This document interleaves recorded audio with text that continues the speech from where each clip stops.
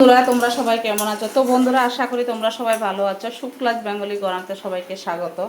তো বন্ধুরা আজকে আমি রান্না করছি কাবলি ছোলা দিয়ে তরকারি, আলু দিয়ে। এখানে আমি কড়াই গরম হয়ে গেছে, সর্ষের তেল দিয়ে দিয়েছি, তেজপাতা ফোড়ন, তারপরে একটু এলাচ দারচিনি ফোড়ন দিয়েছি, আর একটু জিরে ফোড়ন দিয়েছি, আর পেঁয়াজ আদা রসুন, আর এখন একটু টমেটো দিয়ে দেব।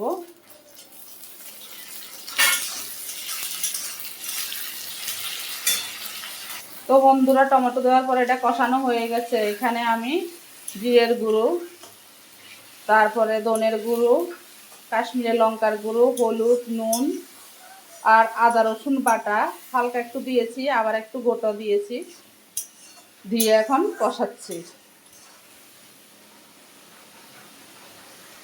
তো বন্ধুরা তোমরা এভাবে গ্যাসটা একটু সিম করে দিয়ে রান্না করবে, তাহলে মশলাটা পুড়বে না। দেখো মশলা থেকে কি সুন্দর একটা তেল বেরিয়ে গেছে।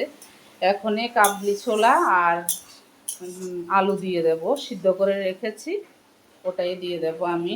আর এটার সঙ্গে লুচি বা পরোটা দিয়ে, রুটি দিয়েও খেতে পারো তোমরা, কোনো অসুবিধা নেই। খুব সুস্বাদু খাবার, তোমরা একবার বাড়িতে ট্রাই করে নেবে। কেমন খেয়েছো দিদিভাইকে কমেন্টে অবশ্যই জানাবে। তো বন্ধুরা দেখতে পাচ্ছ মশলা অলরেডি হয়ে গেছে। এখন আলু আর কাবলি ছোলা দিয়ে দিলাম।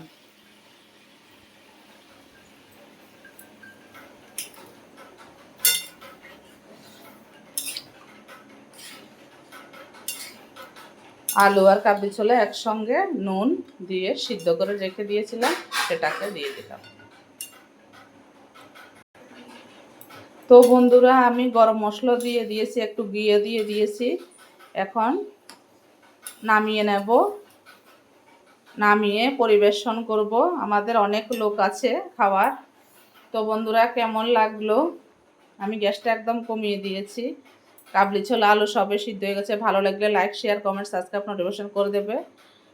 টাটা বাই বাই, সবাই সুস্থ থেকো, ভালো থেকো, দেখা হবে নেক্সট ভিডিওতে। টাটা।